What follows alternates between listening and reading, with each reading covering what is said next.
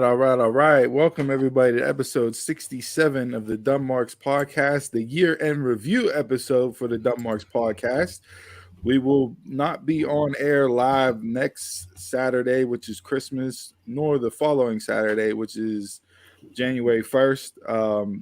We will pop up during the week with a special here and there over the next couple of weeks. Break down a pay-per-view here and there, maybe some other things hop on.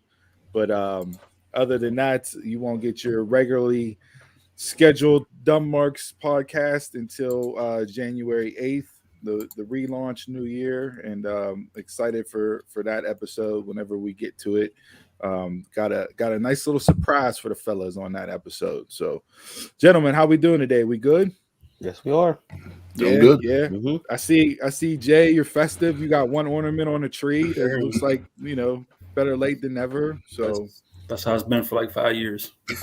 I'm gonna buy you a Christmas ornament that's gonna be the Christmas present. I just moved it from one spot to another. That's it. Yeah. I'm gonna take it down. Let me get you an ornament. Chris, you got the festive background there, I tried to find some stuff to wear and I couldn't find anything, so it's just like, okay. Well, I was gonna put on the ugly sweater, but the pandemic, you add a couple pounds and that ugly sweater is a little snug, so didn't feel like going through a whole episode not being able to breathe. It just brought a whole, like, I need to get my shit together pretty much. Like, yeah, I was like, putting that on and then shaving. I'm like, well, chin's hanging a little low there.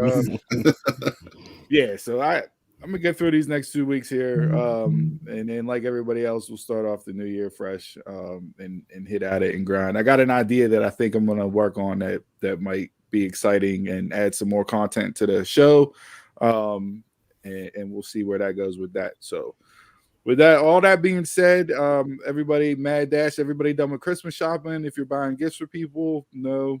Jay, are you a Christmas Eve shopper, Jay, or you just don't get anything and just say Merry Christmas? Pretty much Christmas Eve. Get you have to scrounge up last minute. I was done actually before Halloween this year, so get it done and out the way. I couldn't beat, my anxiety would be way too high if I waited till the last minute to go out on Christmas Eve. Like I would be, I'd have a full blown panic attack in a store somewhere. So thankfully, we got our stuff throughout the year as it came up. My kids are older, so it's not. This Christmas is a little sad because they're both at the point now where it's like they know it's not real. So it's kind of like that time easy on it. You don't know who's Time has passed. So yeah, so I got about alert. Hey, I didn't say what was it real. I didn't say what was it real, but yeah. So nice touch. That's tremendous. That'll pop up. Hopefully, we can get some other some buzzes and some other stuff going on. But all right, enough rambling here. What do you guys want to get into in the intro? Spider-Man: No Way Home came out last night, Thursday night, midnight, right? First showing. Throughout the week, the early screenings, critic score on Rotten Tomatoes was at 100%. I believe now, Chris, you said it's at 94 critic, 99 for audience. That's what Rotten Tomatoes was showing, yeah. Rotten Tomatoes right now. So if it stays that way, it would be what? That would be the highest rated superhero movie that's come out, right? Could be. Potentially. I'm trying to think of the other ones Black Panther was up there. Infinity War was up there.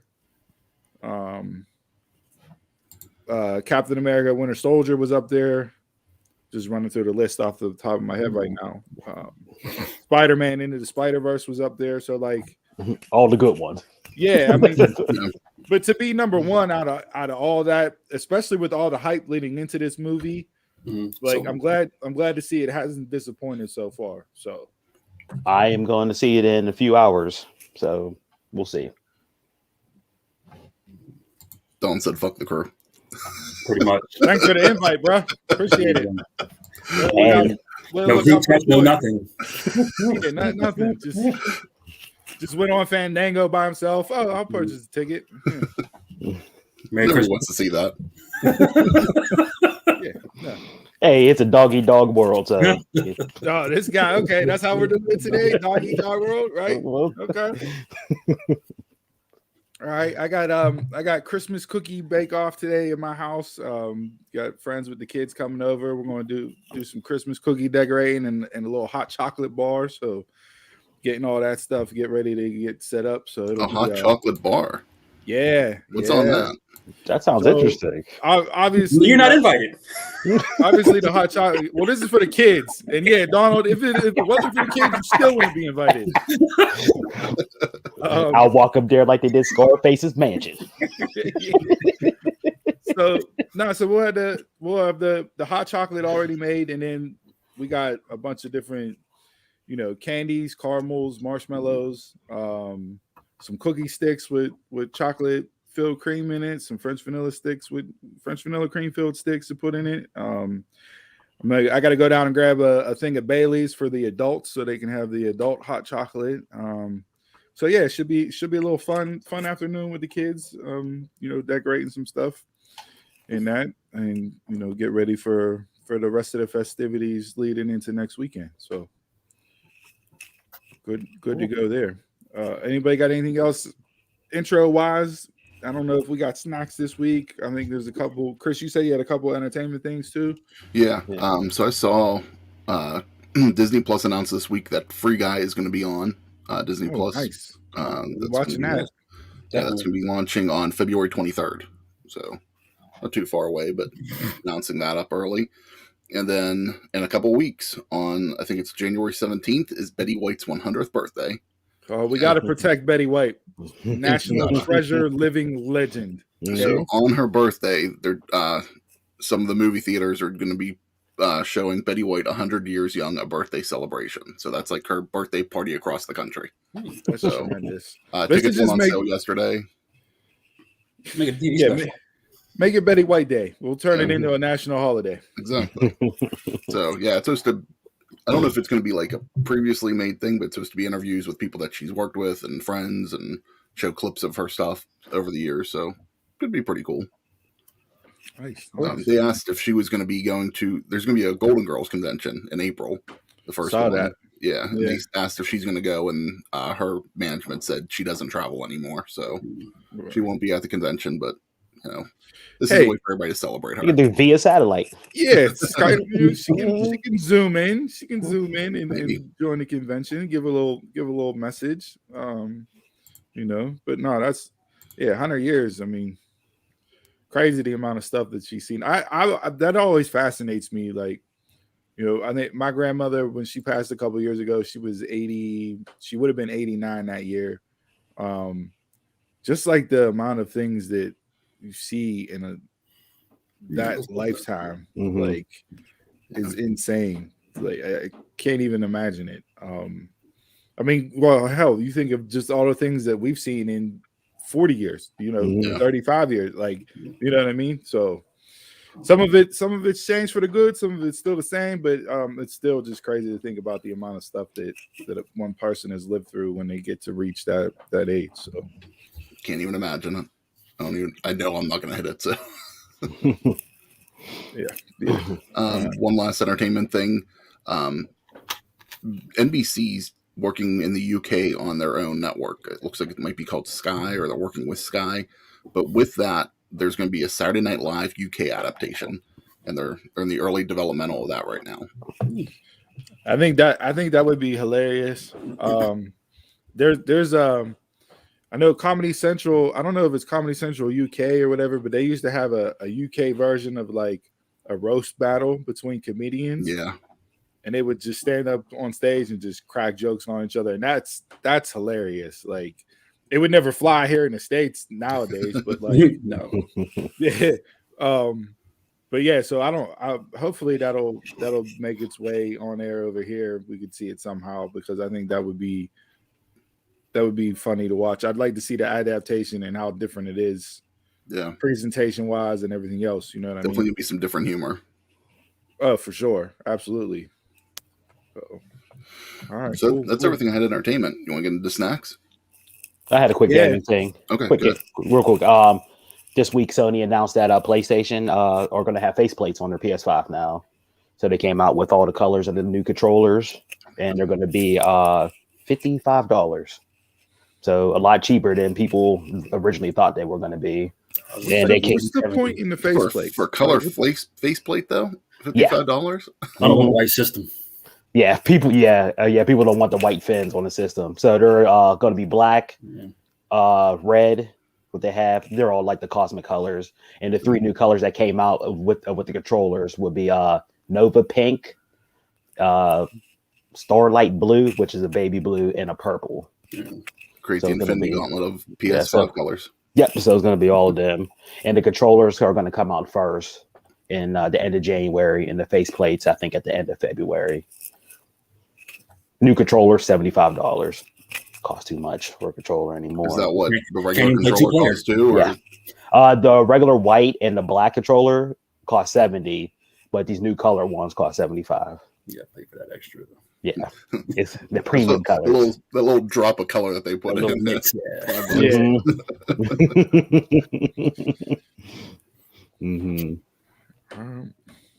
All right, cool. What do we got for Smash or Trash for snacks this week?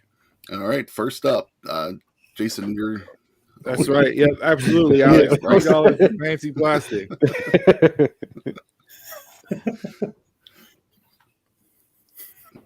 Jason, your girlfriend, Lil Debbie, mini cinnamon spiced hot chocolate donuts, limited edition. Smash. Your girlfriend. I was thinking like, what? I'm like, okay, Lil Debbie. You attaching to me now? New cereal, cinnamon sugar Rice Krispies. Smash.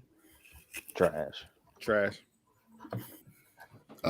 Betty Crocker came out with a whole new line of Cinnamon Toast Crunch products this week. So you got cake, you got crumb cake, you got pancakes and cookies and icing.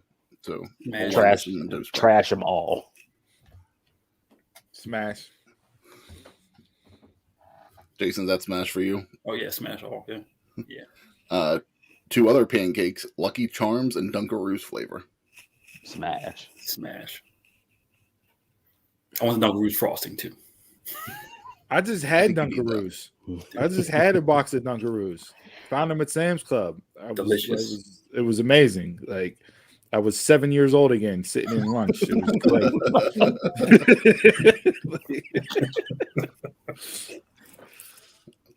great. Something for the holidays. If you need some seasoning at your table, Longhorn has a grill seasoning, Red Lobster has a seafood seasoning, and Olive Garden now has a garlic and herb seasoning that you can find in stores. Smash. Trash. If somebody make it, I'll smash. Yeah, we know you ain't cooking it. I ain't cooking shit. Keebler Fudge Stripes is coming out with a Dip'ems. So it'll be mini fudge stripe cookies with s'mores icing. Trash. Smash. Oreo has 2 new flavors. A limited edition will be an ultimate chocolate flavor cream. So it's going to be 3 layers of different chocolate. And then they're also coming out with a permanent new flavor of toffee crunch. Trash. I'll trash the toffee. I will try the chocolate, but I don't know if I'm just going to smash on the chocolate. Smash. And last but not least, we all love the Little Debbie Christmas tree cakes. The Yard in Virginia, it's a milkshake bar, created a Christmas tree milkshake for the holidays. Smash. I'm gonna need them to ship that up to Pennsylvania here. I was gonna say we might need to do a road trip after today's episode. Yeah. Did they say what's is it just Virginia altogether or a specific city in Virginia? I didn't see what the city is. Okay. So we can look that up. Yeah, because some parts of Virginia, I'm not going to.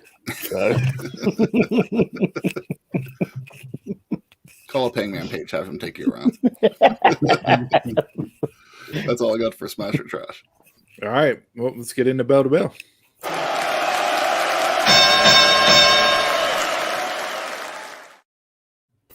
All right. So as I said to lead off the show here, we are doing year-end review time because it is that time of year.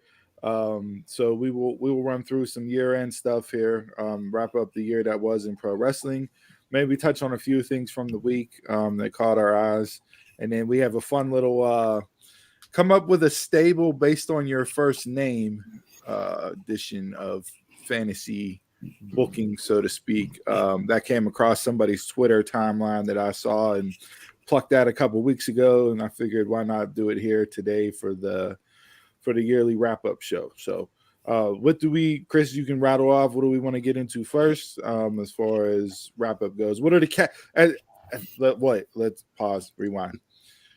The Academy of the Dumb podcast presents the 2021 year-end review awards in professional wrestling based on the following categories. Go ahead. We have 4 categories for the 2020 year in review. We have Match of the Year, Feud of the Year, Male Wrestler of the Year, and Female Wrestler of the Year. All right. Well, let's see. Where do we want to start with? Well, for me, 2021 in whole, for me, I'll say 2021 was the year of the female wrestler. If you look back, in my opinion, some of the biggest moments from this year in pro wrestling involved the women, whether it was Sasha and Bianca at WrestleMania main eventing, whether it was Thunder Rosa and Britt Baker at St. Patrick's Day. I forget what they titled that one. I don't want to say Massacre because it wasn't St. Patrick's Day Massacre, but whatever they titled that special, where they had the lights out match. Deonna Purrazza's run throughout the year. You had NWA's Empower show, which was one of the better pay-per-views of the year across the board throughout any company. So for me, this year for me in pro wrestling was all about the women, which I'm glad to see. I enjoyed the women's wrestling a little bit more than the men this year. And some of the bigger stars out of this year were women. When you get it, when you break down and look at the impact across the board, at least in my opinion. So why don't we kick off? Say that for a few years now. I think women just been the dominant storytelling. So then with all that being said, let's kick off. Let's go with your 2021 Female Wrestler of the Year award. So Donald, who do you have for 2021's Female Wrestler of the Year? I have Britt Baker. I have her because I think she elevated AEW's women's roster with her being hurt and her talking and everything. And she just made it a lot better. Like she raised the level of them. And not actually did she hold that down the women's division. I thought she held AEW down for those couple months there. For as much as Sheeta led them through the pandemic, right? Britt just took the ball from her when she beat her for the title and has just continued the momentum that Sheeta started, in my opinion. Yeah, absolutely crushed it. Really burst on like a tidal wave this year, dude. Mm-hmm. Like, she crushed everything she's been involved in. From the matches, like I said, with her and Thunder Rosa to the promo segment with her and Ruby Soho, Britt has established herself as a top name across the board in pro wrestling. And that, coming into AEW when they started, you thought Britt could be the woman to be the main staple, the main foundational block. But we didn't get it right away from her. You know what I mean? Not at all. Chris, you say it all the time. The best thing that happened to her was her getting hurt. Absolutely. Just like with Stone Cold when he got hurt and came into ECW and was cutting those promos and that before he left to go to WWE. That really helped catapult and give Austin the confidence that he needed. So when he got into WWE, that you ended up getting the Austin 316 and the rocket ship that got attached to him. And I think Britt was the same way with getting injured and her being able to talk and get people invested in her from a character standpoint. How many times whenever you get injured, do they just take you off of TV? Once you're injured, you're gone until you come back. So her sticking around on TV and doing what she could do, it was the best thing for her. It got her over.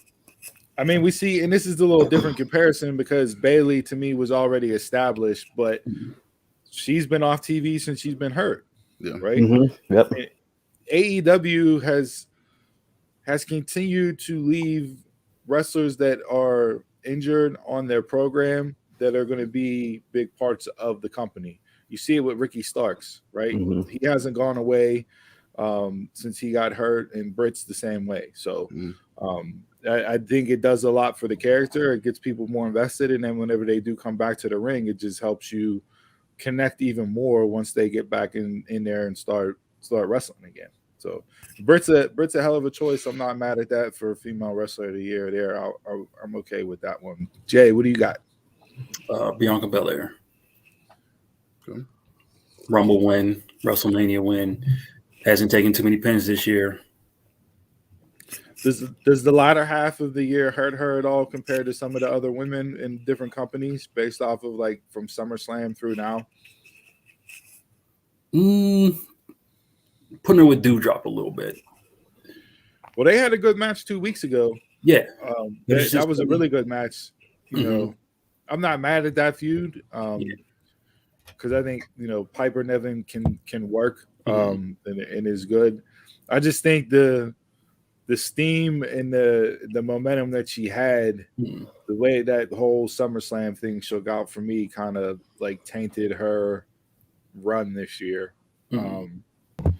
But the first half of the year, it's hard to argue against her being wrestler of the year based off of her first half for sure. All right. Anything else for Bianca? No. Chris, who you got? With like Donald, the good doctor, Dr. Britt Baker, DMD. Yeah. I mean, she says that she's the face of the era, and just like how CM Punk kind of talks that she should be the fourth pillar of AEW. Again, I'd be okay with that too. Yeah. Not much more we could say about Britt. You know, be interested to see how long, if she makes it a year with the belt, or if she's going to drop it soon coming up. They did announce last night on Rampage she'll be facing Riho at the Battle of the Belts on January 8th for the title. So I don't know if they put the belt back on Rio. I don't think they would. So, no. I think they also announced that Owen Hart tournament. Memorial Cup. Yeah. So you'll get the women's and the men's, and I'm hoping that we'll see the next person develop out of that tournament. I got an interesting take on that, but mark that down. We can get into that when we do our predictions. That's what I was thinking too. Yeah. For the January 8th episode when we come back in and give predictions for 2022 here. For me this year, it came down to three people for me, and it was Britt, Thunder Rosa, and Deonna Purrazzo were my three that I looked at as far as female wrestler of the year. Based off everything they've done, I'm gonna go with Deonna for my female wrestler of the year this year. The title reign she had an impact, what she did for that belt and that division, the quality of matches that she's put on throughout the year. Her and Thunder Rosa had arguably match of the year candidate. Her and Mickie James has been good. And then she went down to Mexico and AAA and won the Reinas de Reyes title. And we saw her come out on Final Battle for ROH to challenge Roxy for the ROH title. So we talked about Kenny Omega being a collector of belts. Deonna herself has been collecting belts throughout the year. And to me, I don't know how – we always look at people that leave WWE and go, how did they miss on her? I really thought that she would be somebody that they were going to be able to make into a superstar. But I think the best thing for her and which led into this run was her getting released by them, because it caused her to step her game up and elevate herself more from her promos. The in-ring work was always there with Deonna, but the promos, she's in a groove with her character. She knows exactly who she is, where she wants to go with it, what she wants to do, how she presents herself. Her and Mickie have had a tremendous feud. throughout this year. So yeah, for me, I go with Deanna, the virtuosa, as female wrestler of the year this year. I saw that her and Mickey are going to fight in a Texas death match at Hard to Kill on January 8th. So that'll be an interesting match. Yep. There's that, and that Impact also announced for the first time ever they're going to have a women's X Division match. Looking forward to that too. They announced the 6 participants for that too. So, we'll get into that and break that down when we get to the 8th as well, because that card's shaping up to be a really good card to start the year off, from Impact standpoint. So, all right, so that's the female wrestler of the year for 2021. Hit us up, let us know who we got right, what we got wrong, who you agree with, and who's your pick for female wrestler. And since we did the female, let's just jump over into the men here. Who would you say is your male wrestler of the year for 2021? We'll go the same rotation here. So Donna, we'll kick it off with you first. I had I had 2 people on my mind. I had Roman Reigns and Bobby Lashley. I had Bobby. I mean, I'm not picking him, but Bobby, I just like his chase for the title. Mm-hmm. I mean, when Bobby's that angry Bobby and just running through everybody, I love that. Wasn't real thrilled about his title reign that much, and he didn't have the belt for like that long. But I am going to pick Roman Reigns. I mean, his character work, he looks so confident on the mic, being out in the ring and everything, and him just being a heel altogether. I just like everything he's doing. He's actually entertaining to me now. And that's the only reason I watch WWE is for Roman, and that's it. So with Roman, I believe on SmackDown last night they said 474-day reign as champion, I believe was the count as of last night. Yeah, I mean, as his shirt says, needle mover. Which was tremendous. I thought that was a tremendous shirt. Let's say jobber, mid-carder, main eventer, Tribal Chief. But no, yeah. I mean Roman would be in consideration. Lashley's had an interesting year. Mm-hmm. You get the win at Mania. You have your run. Big E ends up taking the belt. I think the momentum for Lashley, based off of what they've done the past couple of weeks, is going to lead into a big 2022. But we're going to get babyface Lashley, from what I see, and based off of what they did, like Monday night's performance, red pants and babyface. I mean, but Monday night's performance, that whole show was set up as him as a babyface. You don't stack the odds and make a heel go through 3 matches in one show. Like, that's not something a heel does. Nah. You know what I mean? Even though he fought Big E and Big E's a babyface champ, but the story to me was that's something that you do for a babyface to get them to come, to overcome the odds and get there at the end. That was Kofi Mania. Yeah, I don't necessarily agree with how they did it, and I feel like the title match on the Raw side of things for day one is completely overbooked and a 4-man. Like, it just, I get it from that standpoint, but his performance Monday night was one of the more impressive things that I've seen, just from the standpoint of, like, to get yourself up and down from a adrenaline standpoint, from all that, to do it throughout the night in 3 separate matches, and all 3 matches were good. The stories were different in each match. You figure once you cool down, you're done. Yeah, that's what I mean. Yeah. Like, once you sit down, it's over. Yeah, so it wasn't like Hangman and Danielson, who went 60 minutes straight. Like, he's going 3 different times a night. So yeah, I was super impressed with his performance on Monday night, and that to me was the best part of Raw on Monday was his performance and how he handled that. And now we have a 4-way at day one. Yeah, I'm going with Roman Reigns too. Really, the reason I tune in. I thought the layers to the story last night were good. They're continuing to build on it. I tweeted out after it happened. I said, was Heyman really fired, or is this a bloodline swerve to sucker Brock in? You know, but that's good that that's good that you have those questions, because you mean they're telling it, and they're making you think and getting invested and trying to figure out where they're going with it and how's it all going to play out. And you know, Heyman is he's just unbelievable. Like, he didn't, you know, the first 5 minutes of that segment, he didn't say one word, and he was the MVP just on facials alone. You know, him looking up like it is, and then when Roman brings him in for the hug, you can hear Heyman. I love you, my tribal chief. You can ask these guys. I hated Paul Heyman for years. He did. He grew on me. I mean, for as impressive and as much as entertaining Roman has been throughout this run, you could say like Heyman revitalized himself too. With his presentation and what he's done, and he's been a breath of fresh air too. Like, when they first showed them two sitting next to each other way back when, I'm like, is this really gonna work? Like, where's the fit?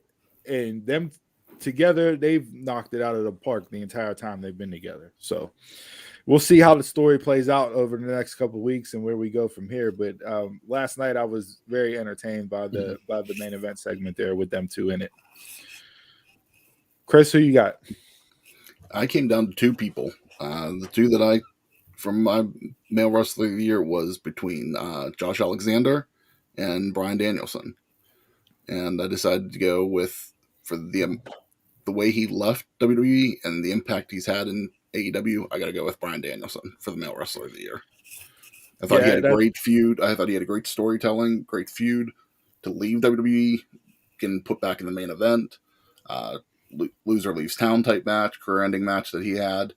And then he's had, I think I saw that he's had 34 matches this year, and 17 that he's had in AEW.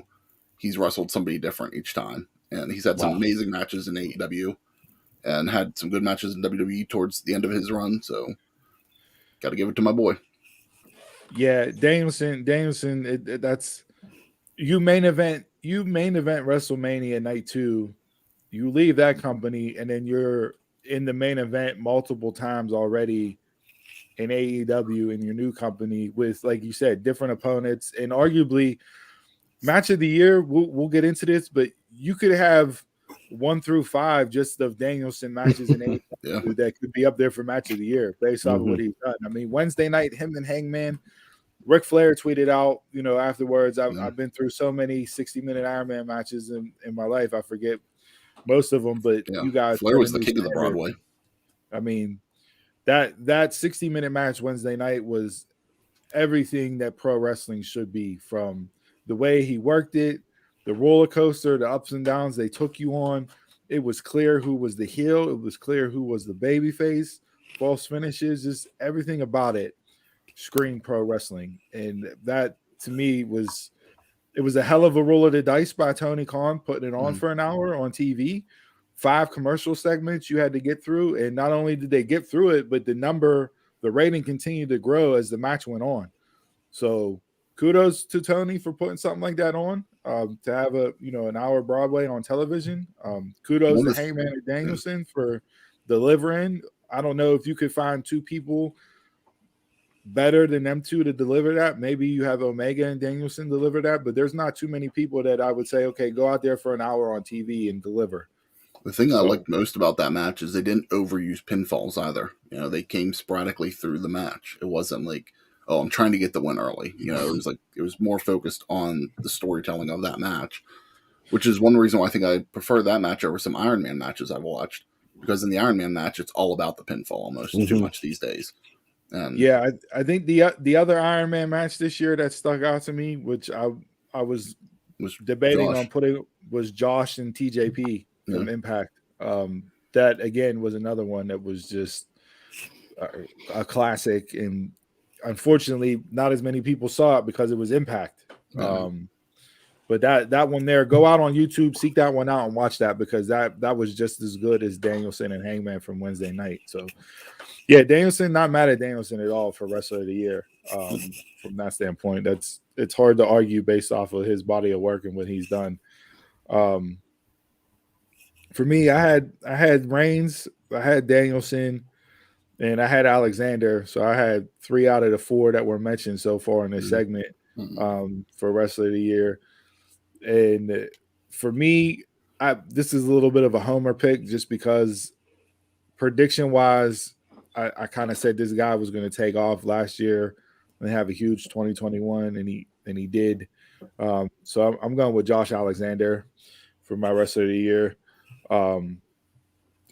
Multiple match of the year candidates. He had an impact while he was the X Division champion. You know, that X Division carries impact. It has since its inception, and it's probably the one thing that people tune in to see if they do tune in and watch Impact. And he made that belt. That belt to me with his run was even though Omega had the Impact World title and that over the course of that run, Alexander was the guy and was the champion in Impact. It felt a lot like Hogan in the 80s with the Intercontinental title. You know, right. Whoever held the Intercontinental was the guy, and Alexander made that belt prestigious and Impact there during that run. Right. So now we get him, back on the chase again. So looking forward for a big year from him to actually break down the door and get that title reign and actually have a run with the Impact Heavyweight Championship. So I'm going with Josh Alexander. Any one of the guys that mentioned are definite candidates. Like, there's not too many negatives you could say about each one of those guys.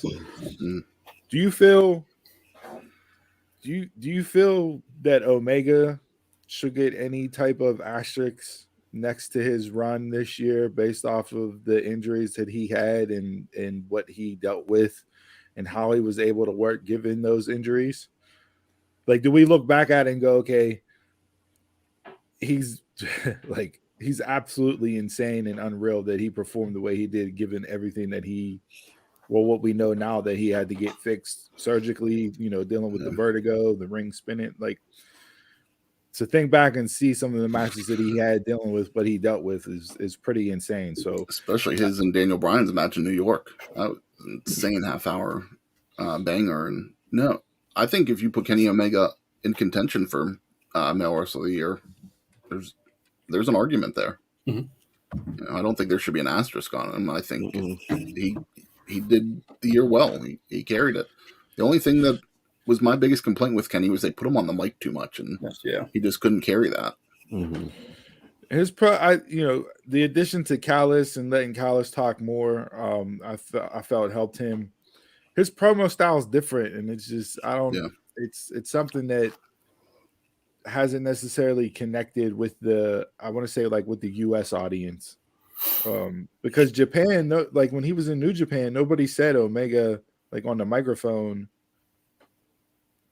Like, it didn't hurt him as much as people started saying it about him once he got on US TV and was wrestling every week and talking. So yeah, but his promos were different over there, I feel too. It's not like he was kind of the same type. And my thing with you expressed it better than I could is that he had that part of his game, so to speak, hasn't transitioned the way his wrestling has transitioned in front of a U.S. audience.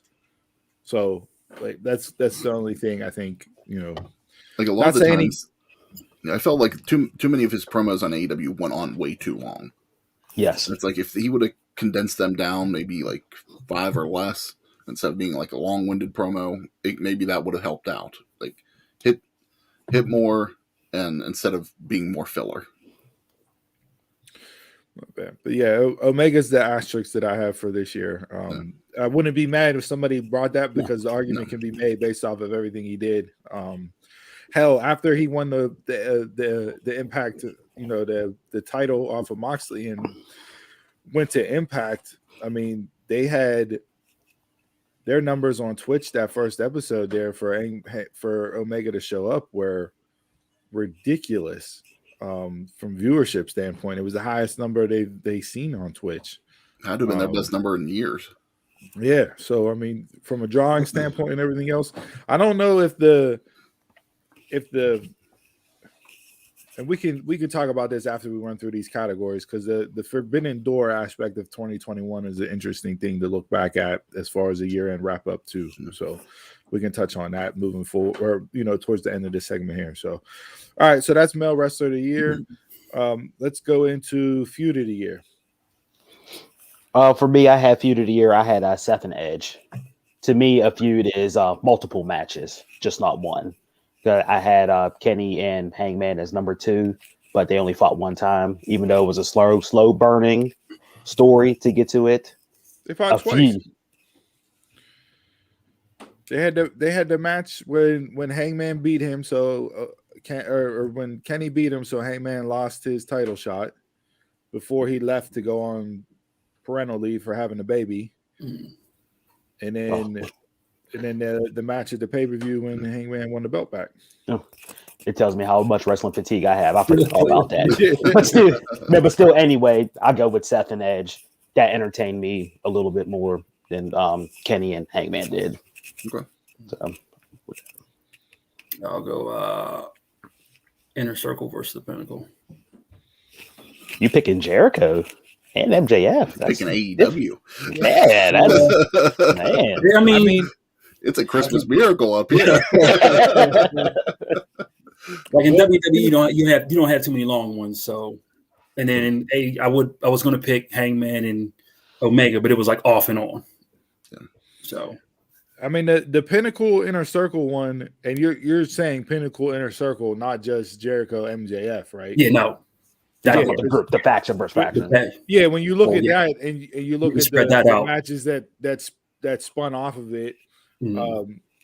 Between the Stadium Stampede, the Blood and Guts, then the singles matches, Wardlow, Hager in the Octagon, the tag matches, and then obviously Jericho and MJF, like that. I mean, that was majority of 2021 for those guys. Mm-hmm. Yeah.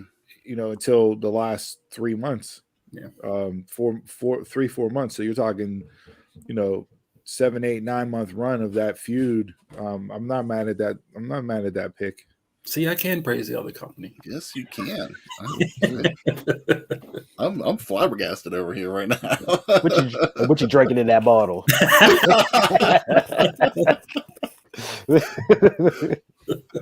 Chris? I'm gonna go with the one that hooked me the most, and the one that Donald kind of brought up too was Hangman and Omega. I just felt like that's especially building up to All Out before it got there. That was the storyline that hooked me the most this year. I love the build up there. I felt like the build up to Full Gear was a little weaker, but you had so much strong build this year and 2 years of build overall that you were getting there, and it was worth it. So does that the 2 year plus build for that moment, because they've been telling it since Inception, basically inception, really. Does that help elevate what they did this year, even though they didn't touch as much as other feuds with other competitors? Like, does that additional equity help elevate the feud to where you put it number 1? I don't need multiple matches in a feud. I just need the good storytelling to give me that feud. Like, if they fight one time and you had good build up and the match paid off, that's all I need. So if you just look at January to now, they did enough just in this time frame without the additional backstory for you. That stuff from in between Double or Nothing and All Out that they did there, that did enough for me to entertain me enough that I was so in and ready for that match at All Out. Right. I think everybody was. I mean, that was what everybody they did. I mean, it was almost like getting, having the balloon popped on you whenever it was going to be, rumors and innuendo came out that Heyman was getting pulled. He wasn't going to face Omega at All Out, and it was going to be Christian Cage. And it was like, oh, why? Like, why? And obviously, we know the reasons why. Life. But, like, Yeah. you can't be mad no. about life. Like, No, that's but the way, you can't shit on that at all. It's just but the way that they bounce back with it and have him come back as the Joker in the ladder match and come out and get the title shot that way to lead into it. Like you said, it was fine. Not mad at that. No, and it's just like I remember whenever he came out. I mean, he was the first guy out at Double or Nothing, and that crowd ovation for him. It just like to me that was the moment where it's just like he's getting the title soon. Like I didn't know when it was coming. You knew it was coming at some point, but it's like whenever you felt how over he was with the crowd and that. And then once they start traveling, and that pop came every time he came out. Right. It's just like he's over. And that one, I'm getting goosebumps just thinking about these moments. and that, that's how you know. That's how you know that it was successful because you're getting that type of reaction. So everything that they did was how it was supposed to play out because you're looking back at it and you're getting those reactions. And that one match they had at Dynamite with him in the Dark Order versus the Elite, and how much the crowd was into that during their intro, and that was just the intro part. Heyman and Omega for me was like that was always going to be on my list for everything that we've mentioned. Roman and Brock to me you can't put on because it's just been the last third of the year. It didn't span the whole year. Because if you go from like Saudi Arabia to what they're going to do moving forward, like it just sucks when that started because that has the potential to be feud of the year for 2022. Even though we've seen Roman and Brock how many times now, right? Yeah. But it's a different iteration of it. The pages, the tables turn. You got babyface overall Brock, which is the greatest thing ever, right? Next to boombox Rock, like. Babyface overall Brock is absolutely tremendous. He looked like a horror movie slasher. Yeah. But so I had that. The other two that I had again because for me 2021 was the year of women. Thunder Rosa and Britt. But they're in that situation now where it's going to be a Hangman Omega thing where you had it and it's like it's starting to percolate back up to where hopefully you turn the corner and you get that lead into whether it's Revolution or Double or Nothing next year where you get the culmination with Thunder Rosa taking the title off Britt. And that'll be the multi-year long story telling there. So for me, I'm gonna go with Deonna and Nikki. Okay. What they've done throughout Impact as well as the NWA, the story that they've told, Deonna retiring Jazz and playing off of that, having another legend come in, the matches, the obstacles that they've put in front of each other, Nikki actually beating Deonna, getting her 10th title reign overall across different promotions. And now Deonna back on the chase to take the belt bag off of her. The whole trash bag incident brought up, like there was just a lot of real life woven into that story between those two. And I felt like that was it was the best feud of the year in my eyes. So I'll go with Nikki and Deonna. It's taken up the second half of the year. It started in July and is still going on to this day. So yeah. That's a good pick. Yeah, I mean, you look at how it's impacted wrestling because it's touched on, it was on Empower. It was, you know what I mean? So like in a year where women shine the brightest, I felt that's what kind of gave them the edge over Heyman and Omega for me because of the impact that women had overall this year. So that's my pick there. I'm going to go with that. All right, so that's the year-end wrap-up awards there for the 4 categories presented by the Academy of the Dumb Marks Podcast. Oh, one more. See, look, wrapping up. Running out of time. I forgot about that. Match of the year. All right, what do we got? Match of the year. Match of the year. I have Dragunov versus Walter 2 at Takeover. I mean, that was 22 minutes. I was perked up on my seat, was like, God damn. As a friend of ours say, Damien, God damn, dog. I mean, it was that. I mean, it was just as good as the first one. I was gonna say you often have the sequels aren't better than the originals, and in that instance, I would probably pick the second one over the first one. Like, and granted, I watched the first one after it had happened and everybody talked about it because I didn't follow NXT UK, so I didn't see that live real time. You know what I mean? Like, I heard the reactions, I heard the buzz, I saw the reviews, and I went back and I was like, oh, okay, now I know exactly why people talked about this match the way they talked about it. But that second one, watching that live, and that was something. It was something for sure. The first match was my match of the year last year. Same with mine too. Yeah, so I'll go with that one. That was definitely top 3 for me. I got to go with 1A and 1B. 1B is Sasha and Bianca, just because the match was great and the moment is still in the air. Like, I can still feel it. Yeah. You can still close your eyes and see their facials and them trying to compose themselves to not lose it in that moment when they're getting the standing ovation and everything else. Like, we talked about it at the time, the representation, having 2 African-American women in that spot, just women overall main event in that spot. Like, there was a lot that went into that moment, and then they delivered on the match. It just elevated it even more. And you said terrible build, great match. Yeah, that you forget about the build. Absolutely forget about the build. It was so trash. I haven't forgotten about the build, but the match was worth it. I'm going. That was that whole WrestleMania. 1A is Orton and Rollins. Not Orton and Rollins. My bad. Edge and Rollins. Which one? Which one? Yeah. Hell in a Cell. Yeah. Okay. I just really enjoyed that match. Maybe it's recency bias, but that's one I can think of off top. Yeah. Chris? Jason, I'm going to kind of pair off of you because everything you said about it, and it's a match that no match has topped it yet for me, and that's going to be Sasha Bianca. That was my match of the year. You guys talking about there gave me the goosebumps just thinking about it again. So, yeah. Guess who's watching Raw or SmackDown next week?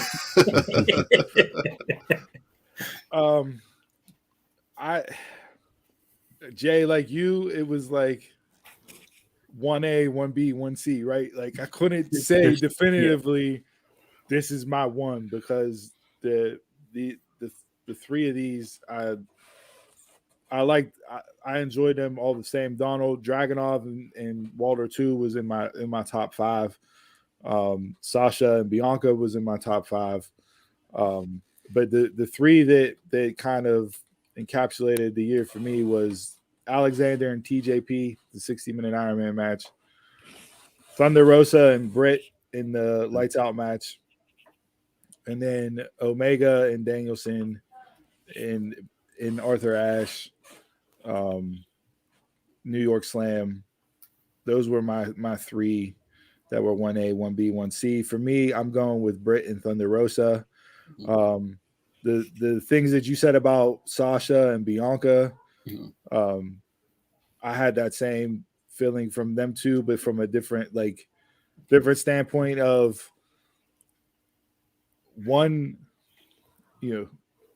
what's I forget this, the saying Bully Ray says, like, one win over, one got over, right? In that match, Thunder Rosa got the win and went over, but Britt got over. That was the moment for Britt. You had the Nia Jax face punch to Becky, and you get the crowd with the bloody face. Like, Britt sit with the blood on her, like it was a t-shirt instantly. Like, it just, that was the jumping off point that just launched Britt to me into the next level.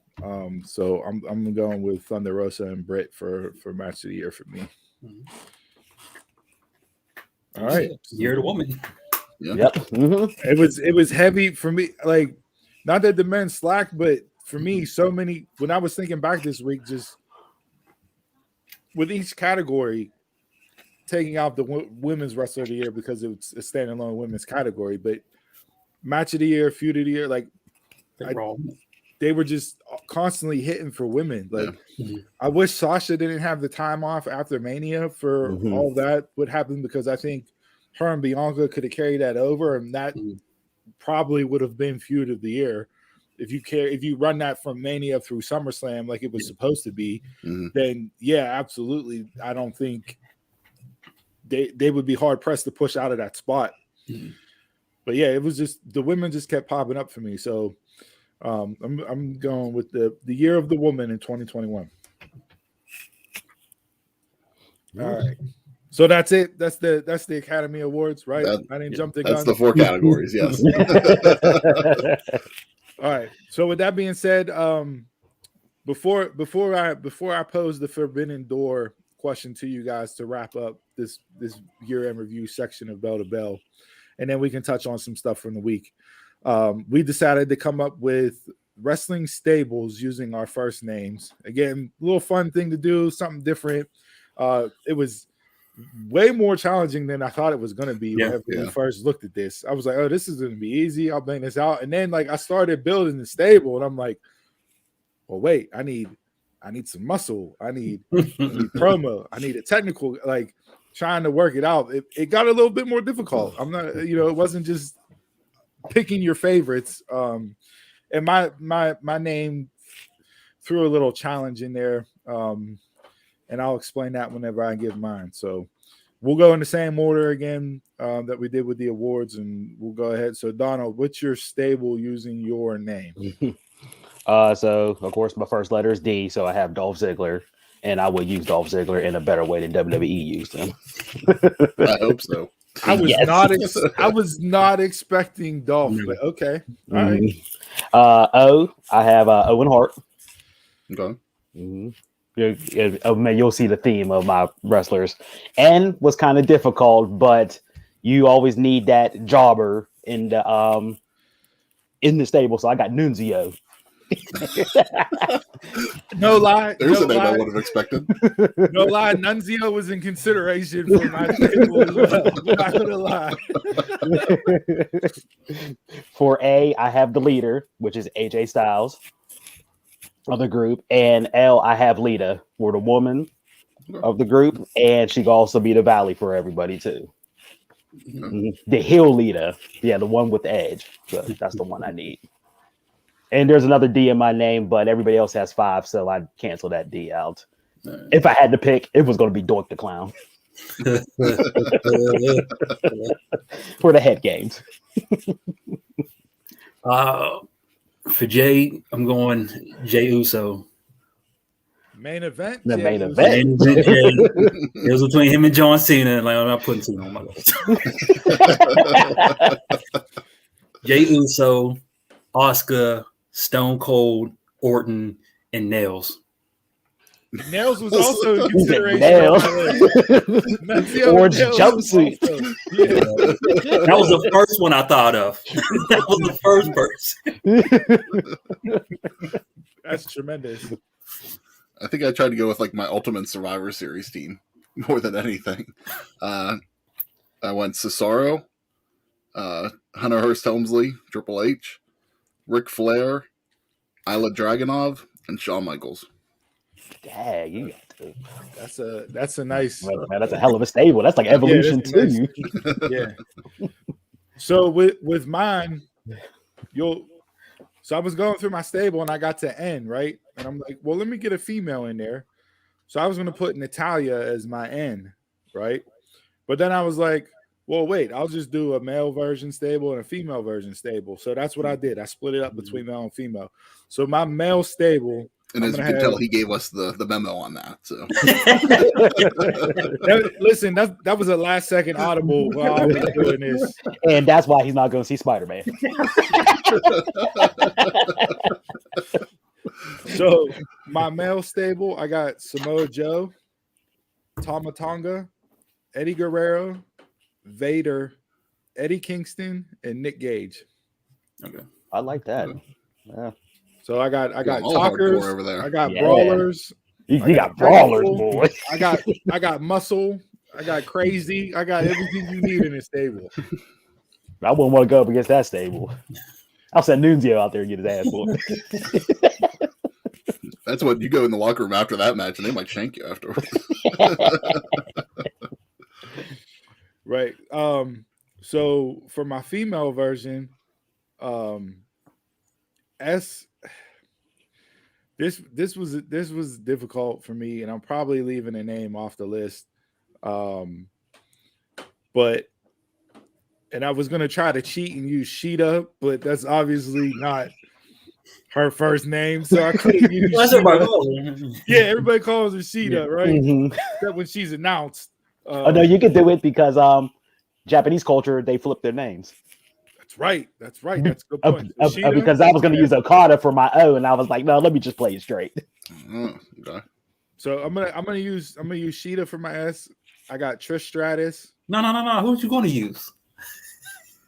So this is my debate because I ran into this issue with my second E. I was gonna put Sunny or Sable as my S. I was thinking Sensational Sherry. Goddamn. That's what I was thinking. Again, a name that didn't pop into my head until you just said it. And Sherry was a hell of a ring worker. I know she was known mostly for her managerial stuff in WWE, but she was a hell of a worker all around. You know what? I'll go with Sherry. We'll take the blue card there. I'll go with Sherry.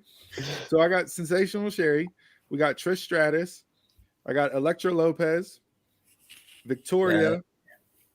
Well, E's are difficult when it comes to women's. There's not a whole lot out there. My second E, this is where I ran into the problem again. I had either Eva Marie or Miss Elizabeth. Ember Moon. Damn, I forgot about Ember. So we'll put Ember. So we'll go Sherry and Ember. Not already everything. Come on, man. and then. Well, actually, no, I won't go Ember. Yeah, because I'll go. We'll go heel here. So I'll take Eva Marie for my heater, just to get the heat. Yeah. Yeah. And then I go Natalia with my N. Okay. So yeah. So there it is. It's the stables by first names. Fun little game to throw out there and do. I guarantee you, if you guys do it, it's a little bit more challenging than you can think of, as you can see from us talking through it right here. I just find it hilarious that three of us that have N's were like Nunzio, Nails. Like that was the constant that all thought of. And I was debating between New Jack and Nick Gage. So same guy. Same guy. Yeah, same guy. So there's that. All right.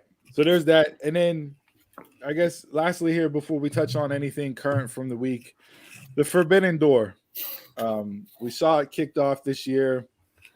A lot of hype surrounding it. What was it going to mean? How was it going to work out? Was it successful? What would you like to see done differently with it? Do you think it continues on? Moving forward, we do know that the relationship as of right now for Impact and AEW has essentially ceased. Not in a bad way, just that they signed on to do it for their time period based off of what they were going to do story-wise and all that wrapped up. So now they've gone their separate ways. We've seen some big names come in, different companies. I thought, Kenta showing up on AEW was huge. I still hope in 2022 or I hope we get a Kenta CM Punk match at some point, to see who the real go-to-sleep champion is. And Kenta's called out CM Punk since he came back. So I'm hoping at some point that will eventually work its way on the television. I don't care if it's here in the States or in New Japan. I want to see that match. So overall, what do you guys think of the Forbidden Door? Was it successful? What would you do differently? And your takeaways from the year that was the Forbidden Door in pro wrestling? For me, give me one-offs and feuds. Don't put championships in it. That's the one thing I hated. Like you had AAA, whole year, even more, without two of their main championships. Not two. Yeah, and I think some of that. Yeah. some of that has to do with the pandemic too, Yeah. not being able to cross the border and that. And I think that's the main caveat in all of this. Mhm. I think there would have been more to the Forbidden Door if COVID wasn't around. Mm. Yeah. Mhm. You know, that's the main thing that I think when I look back at it, I wish COVID wasn't around because I think we would have had more of those moments with people coming in and moving. But yeah, I'm okay with doing that, Jay, leaving the main titles off and keeping it just to And dream then matches or feuds. have it 50-50. Like, don't be on the show just to like have the talent. It was basically more so impacting AEW. Have impact on AEW. Mm-hmm. So, Mhm. I mean, I know if you send Omega down, it's going to bring ratings to the show, but if you bring them on AEW, you're still going to bring that person exposure. Mhm. Yeah, And it'll be I think- more. Yeah. Mhm. Yeah, that could have been where the ball was dropped at times between Yeah. that relationship. Steve, 'Cause I just do hear feel- what you said there too. You said you think that if it wouldn't have been COVID, there might have been more bigger moments. Do you think that maybe because of COVID, we got the Forbidden Door? People needed some help, and that's why this even came about. Like, do you think this may have been a thing if there was no COVID? I haven't really looked at it from that standpoint, but I think just from everything that you see and everything that's been said from Tony Khan standpoint, he's a fan of pro wrestling and wants to see the best pro wrestling with the best wrestlers possible. And I think eventually he would have wanted to do something that was what the Forbidden Door turned out to be. Like, yeah, the pandemic may have brought it on and help spur it to do it, to keep buzz and help, you know, companies like you said, NWA got a lot of exposure on AEW, Impact and AEW, New Japan and AEW, New Japan and Impact. So yeah, you could say that COVID pushed it, but I think Tony would have wanted to do something like this anyways, because I think he's just that big of a fan of pro wrestling and wants to change the way pro wrestling works. I mean, we talked about it before, like AEW and doing this Forbidden Door and working with Impact, and like it's almost like the old territory days, right? Where you would come in, you do some shots, you'd have a feud, then you'd leave and go back to your promotion. Well, that's kind of what the Forbidden Door did, just in a modernized version of it. And if you're no one company, at least right now, is going to overtake WWE, right? They've had a 40-year head start on everybody else. They were the biggest player in the game for 20 plus years by themselves. Like, the equity and the fan build up to them is just so much further than where everybody else is. But the way you combat that is that you work with other promotions and you get wrestling talent that you wouldn't see anywhere else, so you generate the buzz. Like, I didn't know nothing about GCW. No. Like, I had no idea about GCW. I knew of them, but I didn't know much about them. And they're arguably the hottest promotion in 2021. They're selling out the Hammerstein. They're having big names from all over different promotions come in, work matches. Like, they are on fire right now. And a lot of that is due to the Forbidden Door and having people from other promotions come in and out and work matches and leave. Like, I think that and Dark Side of the Ring with Nick Gage special. Yeah, absolutely. That's what you could point to for sure with them. But like, I think without the Dark Side, I don't know if we would have seen Nick Gage on AEW. I never knew who he was, so I was watching Dark Side. Yeah, I agree. But yeah, but now I'm seeking out GCW. I'm watching matches. I'm looking for material to see what's going on with the promotion. What are they doing? Who's coming in? Like, they got me from a fan standpoint looking at their product, which before this year and all that happened, like that wasn't on my radar at all. Mm-hmm. So yeah, I think for me, it was a success. Did it play out the way I thought it would have? No, not necessarily. Would I wish there would have been more big moments and bigger matches? Yeah, but I think COVID stifled a lot of that.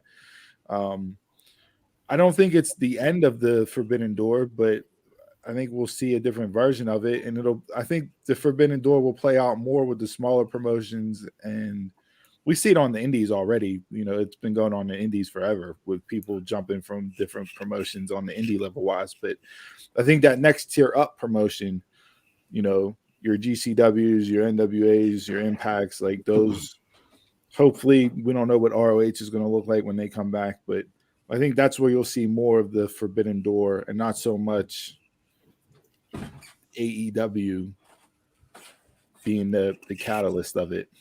I mean, it's still open. We're seeing New Japan talent coming through still. So it's like, it's still open. But for me, it's like, if this is something that you really want to continue keeping open, why are you shuttering that relationship with Impact? Especially the relationship that really gave the most impact in a way out of the Forbidden Door. So Brian Myers talked about this on a podcast, and he said there's no animosity, there's no bad blood. It didn't end, like, it ran its course for what they wanted to do with it, story wise and booking wise and date wise and everything else. And now it's just there. If something else were to come up or a new idea presents itself, both companies would still work with each other. But for the time being, it's just, hey, we did it. It was good for what it was. We finished our stuff. Let's move on, do other things, and then circle around back to it whenever another opportunity presents itself. I don't think there's no animosity there between the two. Yeah, I was even wondering if, with Callis no longer being an Impact, if that was part of the reason why that's ended. You know, just seeing he's not in charge down there anymore, if that had something to do with it or not. But one of the things that I kind of touch on what Jason was saying, the thing that I didn't enjoy about the Forbidden Door the most this year is the lack of overall promotion. So it's like, you had stuff on Impact, you had stuff on AEW, but there was no cross promotion. So it's like, if Kenny Omega was fighting whoever down in Impact, you didn't get hyped for that match, like on AEW. Like, there was no talk about it. You know, it's not, hey, tune in this week. And you didn't really see that person come in too much. And that was the missed opportunity, I thought. If you really wanted to make this the Forbidden Door where people are working wherever and it's all about the wrestling and not the companies, there should have been more of that. That was a missed opportunity. I kind of felt like it was, yes, it's the Forbidden Door, but if it didn't happen on AEW, AEW wasn't talking about it. Didn't happen on Impact, Impact wasn't talking about it. All right. Any we'll say that for prediction show. I was gonna say any Forbidden Door dream matches you're looking forward to that haven't happened yet. So we'll save that for the prediction show on the 8th when we come back. All right. Any other thoughts on the Forbidden Door before we just touch briefly on the week that was? No. We already talked about Lashley's performance on Raw Monday night.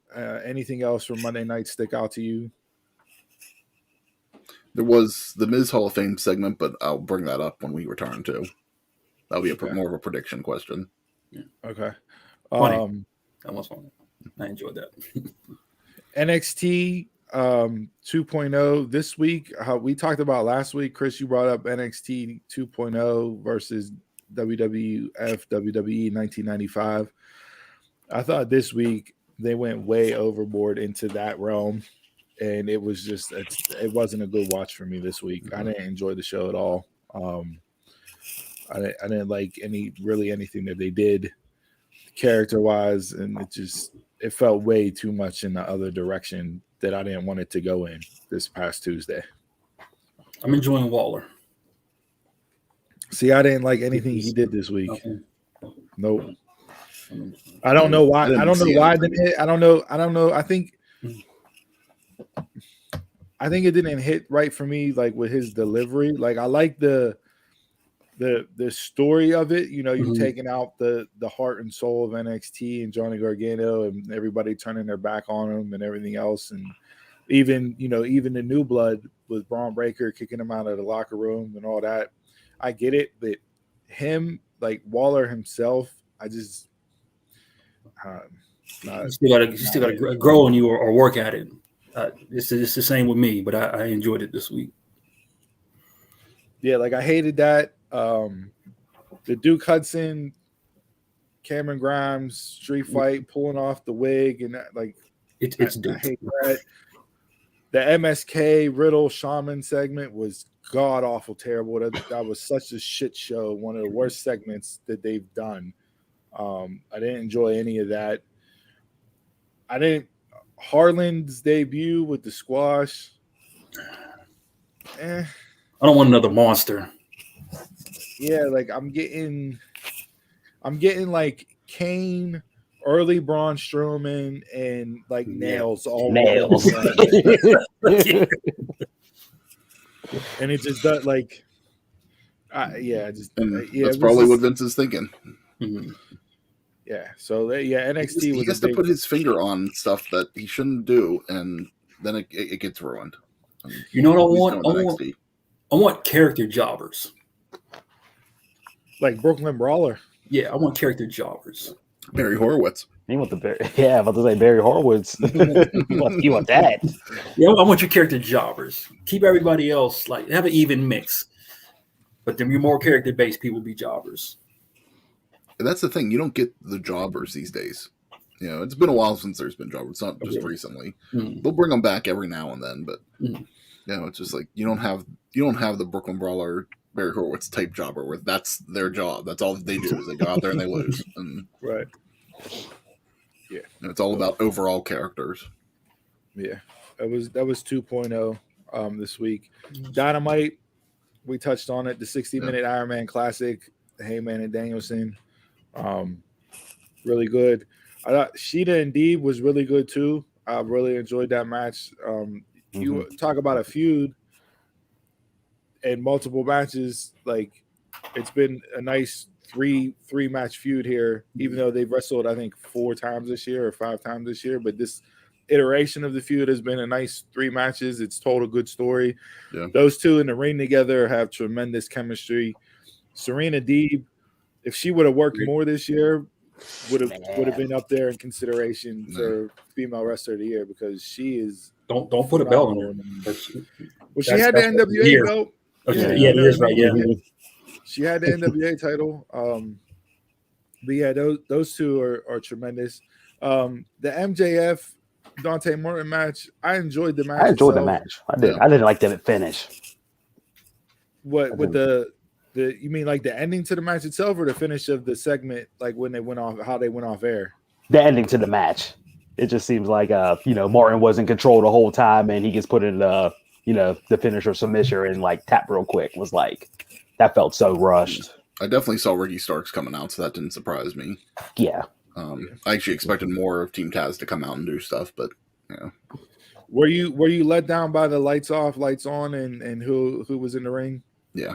I think everybody was expecting the Briscoes to be there because you had the FTR holding up MJF and based off of FTR showing up at Final Battle.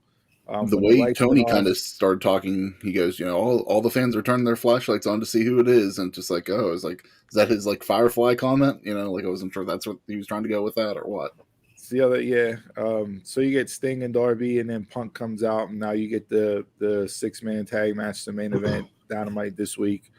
So yeah, it was okay for what it was. And I have a question. Go ahead. I got a question for y'all for the 60-minute time limit. Do you think that's AEW's get out of jail free card? I was thinking about this because whenever they went to the draw, they did it with Moxley and Pac, the first one, just to nobody's not losing. They did it with Kenny. They did it with Kenny and Daniel. They did it with Cody and was it Cody and Darby? Cody and Darby. Darby. This is where this is what I'll say to your point here with this, and Cody and Darby is a perfect example of this.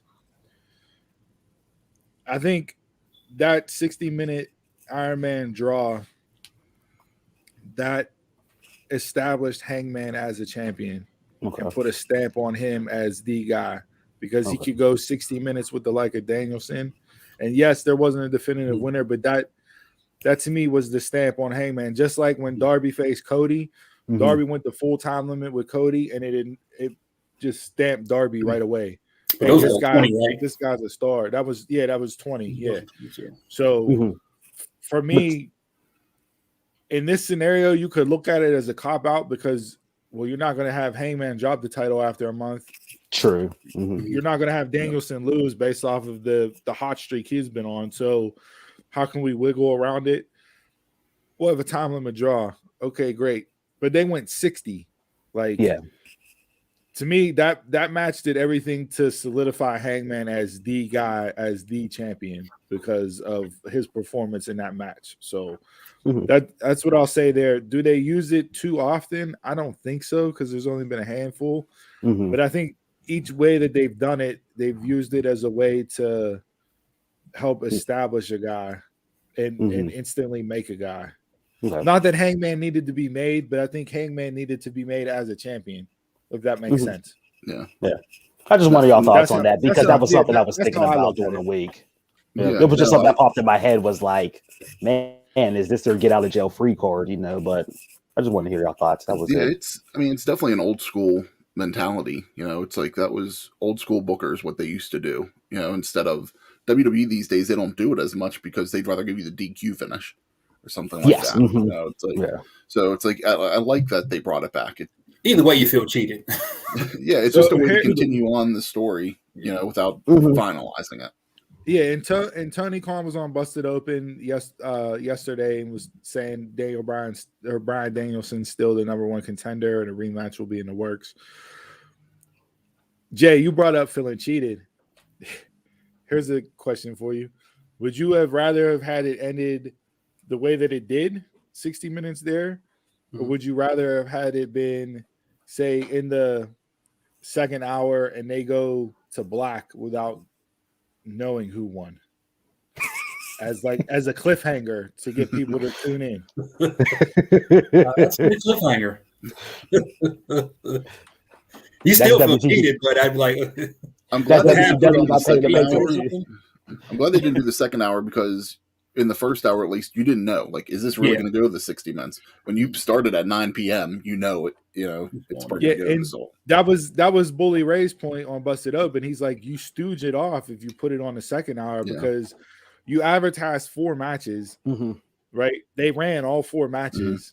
So they didn't change the card up. They didn't add matches. They didn't take matches away. So if you get that first hour with Wardlow, Sheeta, MJF, then 9 o'clock, oh, this is going an hour. Yeah. And it takes away from it. So yeah, I get that. I just thought you brought up cheated, Jay, and that just popped in my head. Would you rather it end at the bell and you don't get a winner, or would you rather it go off the air? I'd rather go off air. You don't have a winner. That's that WCW not paying the pay-per-view bill. The thing that I did feel that they missed was they came back from commercial break, and like Taz and all of them, they're sitting there like kind of going like, "Ooh, like what a match!" And then they cut to something else. Like they should have had like that been a segment. Like can you believe what we just saw? Yeah. Like hype it up more than what they did instead of just like, okay, we're gonna talk about it for a second, then we're moving on. It's just like let it breathe a little bit before you go into the next segment. You brought up the commentary, and this was a question that I was going to pose just based off of how it's been. Do you feel that Excalibur, Taz, and Shivani are better than JR, Excalibur, and Shivani? Not better. Not better, not worse. I think it's a good team, and I think that could be your future team once JR is ready to go. But I like JR still. I don't have a problem with JR on the booth. I don't either. JR is the greatest to me, but I enjoy the flow and the banter and the chemistry between Taz, Excalibur, and Shivani a little bit more because their roles are better defined. Excalibur is your play-by-play. Taz is your heel. Shivani is your face, and to me, the star and the stud, and he's always been that way on the mic as a color guy, is Taz. Yeah, like he's just phenomenal doing it. I didn't realize how much I missed him on commentary until he started back on again. I'd actually rather have JR and Taz and maybe Excalibur, because I like the friendship and the playoff between JR and Taz. Like during the pandemic, whenever they were taping Dynamite, so it's like it'd be live one week, then tape the next week. Every time that they were taped, JR, Excalibur, and Taz did like a YouTube like pre-game and post show, and entertained me every week that they did it. Right. Just like the stories that they would do. Excalibur would try to reel them back in, like stay on track, but Taz and JR would just tell stories, and that's one of the things that I like on commentary, like because of their real life friendship. Yeah, like Taz will say something, mean, and then JR will like kind of scold him or do something, and he'll go, "Okay, JR, like I'm not gonna say anything else." Right. Yeah. Like if I'm watching, there's only 4 people I hear. I hear Pat, I hear Morrow, I hear Jericho, and I can hear Taz. Everybody else is just like white noise. So, that's interesting. You bring because they're different. I don't know, but like if I hear Morrow and Jericho, it annoys me so much that I'm like, it takes away from the match. See, Morrow didn't do that for me. Morrow didn't do that for me. Jericho did. Like, I love Rampage with it being Taz, Excalibur, Ricky Starks, and then you have Mark Henry doing the backstage before the main event segment. Like, I like that crew, that setup. Not having Jericho on Rampage for me has been a way better listen. I think he got better there. Like, he stopped screaming as much, I think. He's toned that back. When Jericho was doing stuff with Tony during the pandemic, that was great Jericho. Yeah, that's why when we had that was like, okay, well, Jericho can easily transition into doing it because of how good he was with Shivani. Like, I enjoyed that part of him. But then with the Rampage, and it was just like, At the time, was he still playing Inner Circle Jericho? He was more commentary Jericho instead of Inner Circle Jericho. Yeah. For this, you're getting Inner Circle Jericho on commentary. You just hear him to talk over everybody. Like, I still think though, once he's ready to retire, if that's something that he would want to do, he could do it.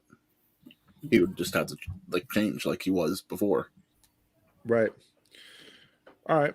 Anything else from the week that was? Nope. Good. All right. Well, hope you enjoyed the year-end review here from the world of pro wrestling, and it's time to drink a beer. What? Drink a beer. Chug, chug, chug, chug, chug. All right, this week's Drink of the Week segment. Yesterday, I was out at a work function for a Christmas party, and I was going to go live from the bar with a couple drink reviews, but there was just way too much noise, and the video quality wouldn't have been good. So I decided against it, but I did have I'll talk about real quick just a couple that I had. It was called a Scotty Karate. It was a Scotch ale. It was a Scotch ale. It was 6.8% alcohol. That was really good. I had a Moohoo, which was a chocolate milk stout, 8% alcohol. That wasn't good. And then the creme de la creme, the top dog of the night, was from Rusty Rail Brewing Company. It was called Chocolate Fool's Gold. It was a chocolate peanut butter wheat. And it was... You say wheat? Yes, a chocolate peanut butter wheat. But here's the kicker, Jay. It was dark, which completely threw me off. Okay. Dark in color. Dark in color. Okay. That was so delicious. I got to find it. Like, I have not seen that Rusty Rail out for singles because we do a lot of Rusty Rail on here. Yeah. But that one, I got to find that one. But that was 8.5%, I think. 9%. I've seen Fool's Gold around, but I don't know if it's chocolate or not. So I don't know if that's a different variation or if it's just if there's two of them or if there's just one. And maybe I've just never picked up on the chocolate. It was chocolate peanut butter. It was really good. Nice conversation with some people around the bar. I got a lot of brewery tips where to go for Dumb Marks on the Road live when we want to open up and travel to breweries to do Drink of the Week segment. I got a lot of good stops around town that we could go to from new ones from a nice couple that were there that do the through the craft brewery scene. So good convo there, good talk, good conversation, good drinks, good time. So this week, Jason, this is your drink of the week. We have the Crown Royal Washington Apple, 7% alcohol by volume. I've only ever drank Washington apples as a shot, so we'll see how this is. I like that color. It smells like apple. As soon as you crack open that can, it smells like apple. So this is the line from Crown Royal. They have the Washington Apple, they have a Crown and Cola, and then they have a peach tea, are the three that they have. Jack Daniels also has a line of drinks like this with theirs. So if you see these out and about in your neighborhood, fine wines and spirits, pick it up and let us know what you think. Everybody's Red NyQuil. Everyone's saying the peach is very good. That's what I got from all my social medias.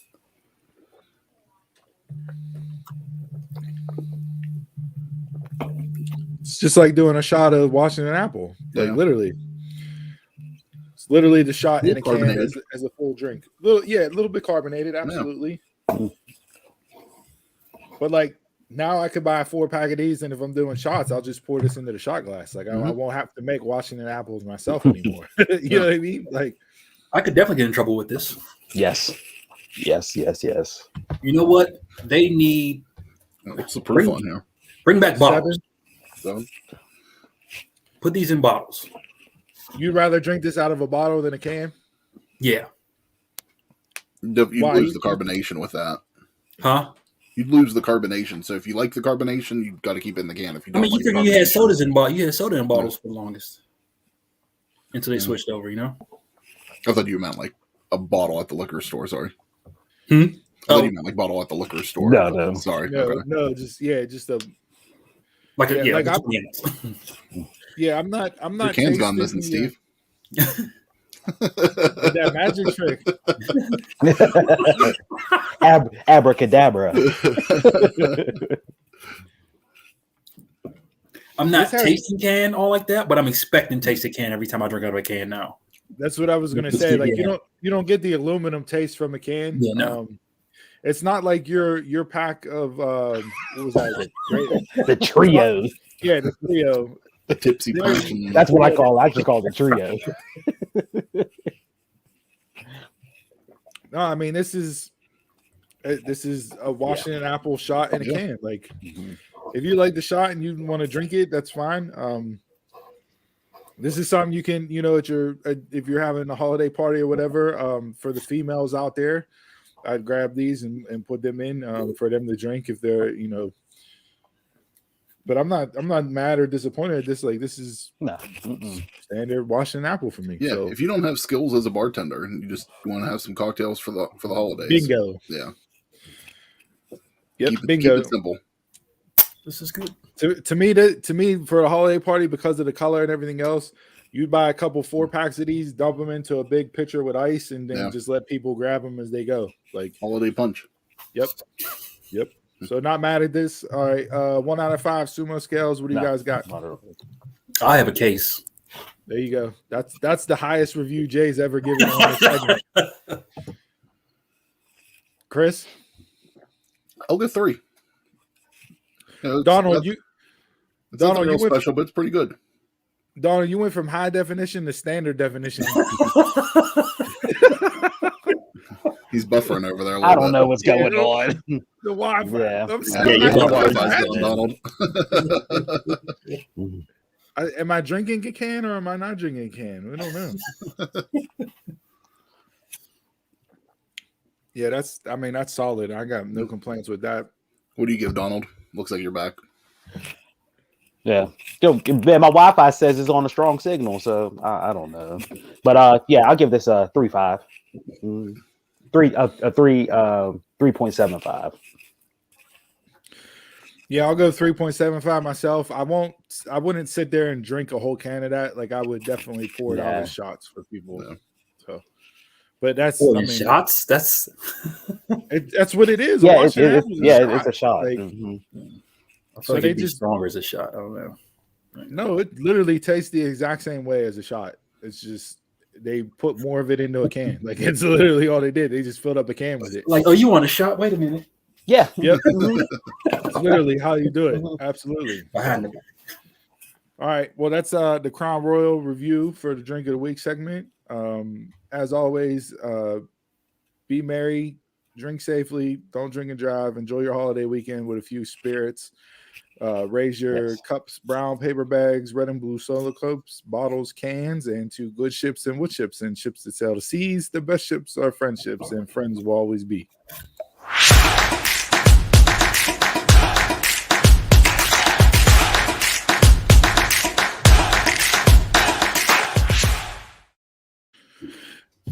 This week in sports, we saw Steph Curry break the all-time three-point record set by Ray Allen. He did it in almost 700 games less than what Ray Allen did. Just unbelievable. I said it last week on the show, and Mike Greenberg stole my take and put it on his Twitter account. Steph Curry Steph Curry has done more to change the game since Michael Jordan, which I alluded to last week. But congratulations to him. You can debate who the best shooter was all time, but as far as his record goes, I don't know how many more years Steph got, but that might be a record that's completely out of touch by the time he's done. I don't know if we'll get another person to match that record. Given longevity, health, I know a lot more 3-pointers are taken now in the NBA throughout the course of the season, but I don't know if you'll get somebody to ever come close to touching that number. So kind of like Emmitt Smith's rushing record, I don't think that'll be broken just because teams throw the ball 45, 50 times now. So you're not going to get a running back to play 18 years and come close to doing that. Frank Gore, I think, played 16, 17 years until this year, and he's third all time in rushing. So just goes to show you kind of how the game evolved there and records that are out of touch, out of sight when it's all said and done. So kudos to Steph. Other than that, the big thing in sports this week across every professional sports league is the spike in COVID. The new variant, whether it's the new variant, the original variant, the Delta variant, it doesn't matter. COVID is running wild, brother. Over 250 NFL players across the league tested positive this week. The Rams and Browns look to have been hit the hardest. They had over at least half of their roster, 53-man roster. I think they both have upwards of almost 30 players tested positive that are out. The NFL finally bent and decided to postpone games. So the Browns game will be moved to Monday.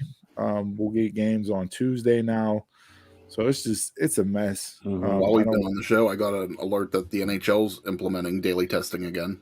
Yeah. Yep. They said up here in Canada, it's had no fans now up in Canada. Oh, really? Yeah. So it's going to be an interesting push here down the stretch, especially for the NFL as we wrap up the regular season, we get into playoffs and then Super Bowl. NHL and NBA, you have some time because your seasons don't end until the spring, so you could, kind of adjust. They have the winter break for hockey because of the Olympics. Possibly. Yeah, they're talking about they might not send their players over. Yeah. Well, I know a lot of players pulled out, especially from the U.S. side, but I think majority of the NHL players that are on Olympic teams for their countries, I don't think they're going to go and play. I think they're just going to, take the time because that would be a COVID nightmare because you're talking. Yeah, Gary Bettman said that it's all about the Players Association. That's their decision if they want to do it or not. So they haven't made a firm decision, but it's being discussed. It sounds like. Yeah. So it's kind of amazing that college football got through the year without having any major breakouts. Like it's crazy, and you're coming up on bowl season, so you got teams preparing for that. But to get through your entire season and not have a major outbreak at this point in time is pretty amazing. So we'll see how it plays out. Like I don't know where we're going to go, how it's going to impact. A lot of players, you saw some players voice opinions in the NFL where it was like, hey, you're moving games, but in the beginning of the season, you said if you had an outbreak, it's a forfeit. Yes, that's what the So, Raiders are you had- saying. Yeah, you had Raiders players, you had Eagles players saying, "Hey, why are we being punished because another team couldn't do what we were all told we had to do?" Yep, And now very true. we're moving games, and that's supposed to be a forfit. Like, Valid point. Yeah. so And you're we risking all, us by playing them, you know. we all know it comes down to money, and there's way too much money that they're not going to forfeit games and not have games being played. So that part of the protocols initially when the NFL announced what they were going to do this year, I thought that was a little far stretched because I didn't think they would want to pull money away by forfeiting games. So, but yeah, we'll see. We'll see what happens. Interesting time. Stay safe. Do what you can, do your part, and then hopefully move on. We'll see how it plays out moving forward. But yeah, that's all I have from sports this week. There really wasn't much that caught my eye. Not too many things that I saw. Tyrone Woodley and Jake Paul fight tonight. Woodley stepped into the fight on I guess 2 weeks notice because Tyson Fury's brother pulled out of the fight against Jake Paul. Jake Paul was on Pat McAfee show talking about it the day the news broke. Basically said, "Hey, this is what the Furies do. They've pulled out of fights. It's a bullshit excuse. This dude's lied about reasons why he couldn't come to press conferences and everything else. Like, this is their MO. This is what they do." So I know he's legit pissed because Fury's brother's a legit boxer, and people were like, "Well, when are you going to fight a legit boxer that's closer to your size and everything else?" And this was kind of him. All right, you take that step. Yeah, take that step, and now he's back to fighting Woodley again. So, but yeah, we'll see. And now on the undercard, Darren Williams is boxing Frank Gore. So was it basketball versus football? Yeah, but Frank Gore was on Pat McAfee show a couple weeks ago talking about the fight, and he's been boxing for 10, 12 years. I know Darren Williams has done it since he's retired from the league, so I don't think this will be as much of a joke as when you hear it. Yeah, like you hear the names and you're like, not a Nate Robinson situation. Yeah, no, I think it'll be surprisingly good, given the names that are in the bout itself. So that's it. That's all I got from sports. Anybody got anything else they want to touch on in sports? Urban Meyer out. What a dumpster fire. Worst 10 year. Like there's been bad college coaches moving to the NFL. Saban with the Dolphins was bad. Bobby Petrino was bad. Steve Spurrier, he had a little bit more. At least he hung in there, Yeah, he hung in there. I mean, record wise, it wasn't great for him, but just I don't know if you're an NFL franchise. I don't know how you go and hire a hot college coach now. Like I know Cliff Kingsbury. I know Cliff Kingsbury is winning in Arizona right now. Matt Rule in Carolina has been up and down the last 2 years. But for the most part, like when you got guys like Eric Bieniemy and Byron Leftwich and countless others that are out there that have built up an NFL resume, where NFL players, like those are the guys you need to be looking at to bringing in to running your organization, not a hot shot college coach. Urban Meyer is the ultimate used car salesman, snake oil guy that sells you on a bill of goods that aren't worth a dime or a penny that they're printed on. So yeah, he's trash. I would say out of the names that are out there for the Jacksonville job, Leftwich to me makes the most sense. True. He was a player. He was the face of your franchise for years. He's built up a resume. He's coached Tom Brady. He's coached to me, he would make the most sense as far as resetting your franchise to get respectability brought back onto it. Whether or not they choose to go that route, I don't know. The enemy would be the other guy that I would want to bring in from a standpoint, given what he's done in Kansas City, from an offensive mind standpoint. So those would be my two guys that I would look at. Potentially Kellen Moore in Dallas, but I'm not that high on him like other people are. But I would say my top two candidates going into the process would be Leftwich and Bieniemy. Do you see Meyer back in college anytime? No, he's No. done. No, done. No. I think so. You can't walk into a recruit's living room and talk a game. I mean, with all the stuff out there, nah, you can't do that. Will we see him potentially on TV again at some point? Maybe, but I think Irvin will go away for a little bit. So, anything else, Chris? The Pens 6-game win streak. Yeah, Pens are on 6-game win streak. Last night, out of all of the 6 games, they've only had one overtime. That was last night, so that's not bad for them. Crosby's chasing his 500th goal right now too. So, why does it feel like week to week it's like up and down? That's what it is. Like an 8-game losing streak. We're back on the 6-game winning streak. That's what it is. And with how many games they play and for how long, I mean, it's up and down the whole season. And not only that, but the behind the 8 ball that they started the season out with.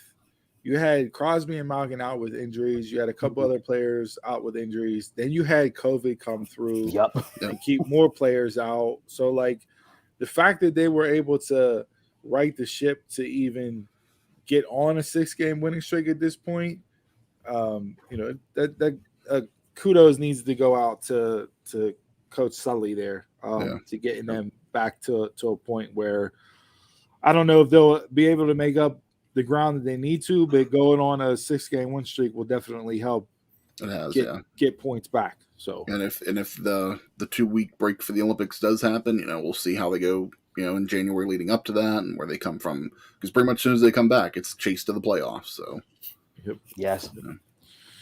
And one other hockey thing was just that Robert Morris University has reinstated their ice hockey program in 2023. It'll be back. So they changed it. They got eliminated in May. Here we are, end of the year, December, and they're bringing it back. Yeah, a lot of hooting and hollering went into that decision for them to can that. A lot of former pro players stepped up and came in and helped raise money and funds to get the program back. It was something that shouldn't have been done in the first place, especially with Robert Morris, given what they've been able to do as a hockey program over the past years and, hosting NCAA Frozen Four games and everything else. Like, it was definitely the wrong move to be made. But now is the question, are people going to support it? Or are people actually going to go to the games and support it? Just like the coach was saying once it got canceled. How many of you guys came to the games? Yep. Yeah. Shout out to the Pitt women's volleyball team. The first time ever they made it to the NCAA women's Final Four in volleyball. Nice. They lost to Nebraska on Wednesday night. Dude, I talked about this with the Women's College Softball World Series that was on. I watched both games Wednesday night. Never watched women's volleyball in my life. Okay. No. Oh, okay. It's a good sport to watch. I've seen it on the Olympics with the two. I'm talking team women's volleyball. Okay. Oh, you watching beach volleyball? Not beach volleyball. Okay? I used to go to a lot of the RMU games when I was in college. Same here. So I saw that Pitt made it to the Final Four. So I'm like, all right, I'm going to tune in Wednesday night and watch them. It's got a good team. School, right? Man, the first semifinal game between Louisville and Wisconsin, dude, it was a five match set, just nail biter, like insane. The amount of volleys and dives that were going back and forth. The fans were going crazy in the crowd, dude. You can see people jumping up and down. It was packed field house. I'm like, yo, is volleyball really lit like this? Because I'm gonna go down to Oakland and I'm gonna go watch some Pitt volleyball moving forward. Even after college, I'd take these guys out to get wings out and noon, then we'd stop at the volleyball game, either before or after. Just every now and then the tournament comes through. Yeah, I didn't know that was going on this week, or I would have tuned into it. I'll have to go back on ESPN Plus and see if any of them are on there. Yeah, it was crazy. Pitt lost in four matches out of the set of 5. They lost in the fourth one. Penn yeah, State dude, had a that decent was, team. WVU's had a decent team. So there's teams out there to watch. yeah. So if you're looking for something enjoyment that like you could go to as a family night out, fun, that's not going to break the bank, I would highly suggest going to a Pitt women's volleyball game because that shit was lit. I have a completely different appreciation for women's volleyball after watching that, and that's on me for not really paying attention. But man, like I was on the edge of my seat enthralled. They had me from the first serve of the first match all the way through. Like it was. I don't know if that it's good. still the same for RMU, but it used to be free to go in. Now they have the new arena. I don't know if they're charging anything to get in, but I would pay for I have no problem paying for a ticket. That's how entertained I was watching it on Wednesday night. Like, yeah, absolutely. So kudos to the Pitt volleyball team. Hopefully they get back at it next year and get back to the Final Four and hopefully get over that hump to play for a national championship. Anything else in sports? All right, let's get into where I'm right, you're wrong, and that's one got to go.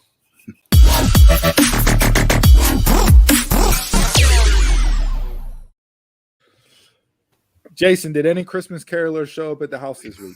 I hope not. he doesn't answer the door, so it doesn't matter. I don't. Yeah, no. And this is the festive you'll get me. Most festive you'll get me.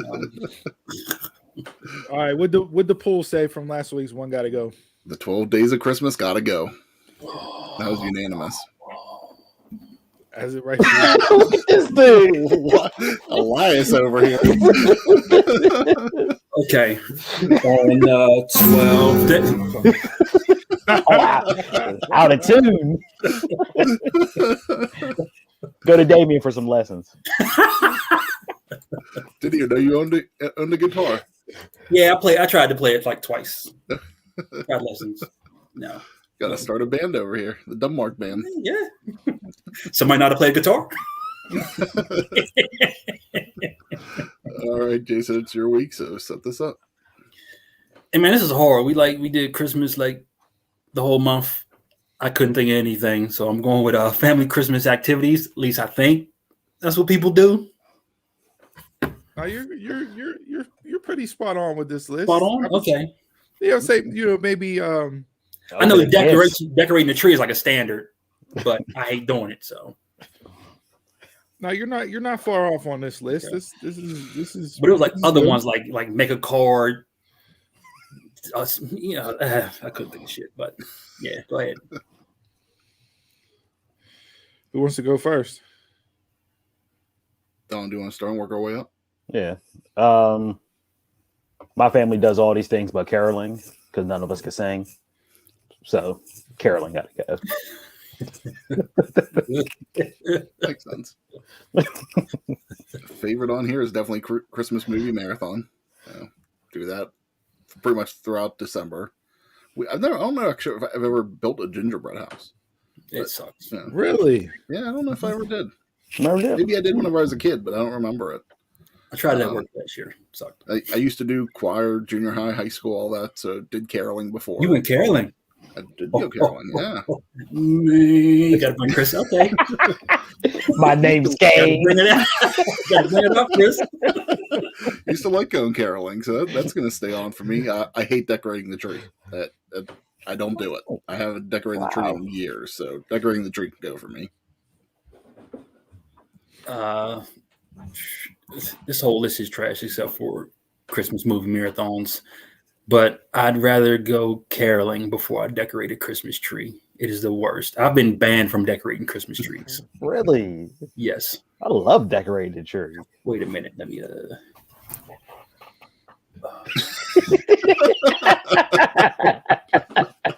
It's about the most decorative you're gonna get.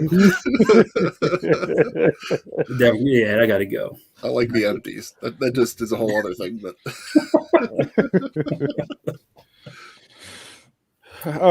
so for me, building gingerbread houses, I didn't do that growing up, but we do that every year since I've had kids. And so we've continued that on. We'll be doing that this week. So gingerbread houses will stay. Christmas movie marathon. I watch A Christmas Story as a Christmas movie marathon, but I last year we watched Bad Moms Christmas. And my 10-year-old daughter absolutely got just the kick out of it. I didn't realize it was the movie the way that it was. I believe that was a Parenting 101, wasn't it? So I failed as a parent, absolutely. But that is now our new Christmas Eve tradition. So we will be watching that on Christmas Eve. Okay. Decorating the Christmas tree. In my house, I have 3 Christmas trees. Yeah. I have one at the top of my steps upstairs. I have one in my dining room, one in my living room. The one in the living room is strictly family-made ornaments.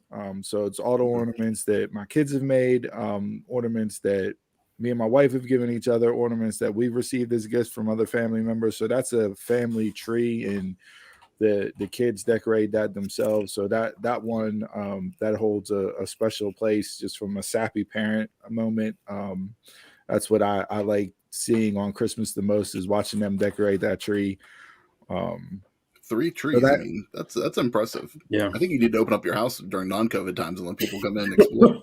Listen. The only rooms in my house that do not have anything Christmas are the 3 bedrooms. Every other room in my house is littered with Christmas decorations. You got to drive past, see what outdoor looks like. The outdoor, I got stuff outside too. So yeah, we are Christmased up. I mean, my wife had 7 bins. Literally, the Christmas decorations took up half my basement as I was pulling everything out. So that's the worst time of year, pulling that shit out. Yeah. So yeah, and with that caroling, I can't sing a lick. Never went caroling. Never really had carolers come by the house. Didn't live in that type of neighborhood. So for me, caroling gotta go. I see a new family tradition coming. See it. No. We're gonna make that happen. No, we'll just put on Mariah Carey's Christmas album and listen to that. You mean Adele 30? That's never gonna happen. Wait till Adele drops that Christmas album in a few years. Ooh, Instant Christmas. Hey. Blue Oh, Christmas. yeah. All right, enough Adele talk. Let's get into Final Thoughts.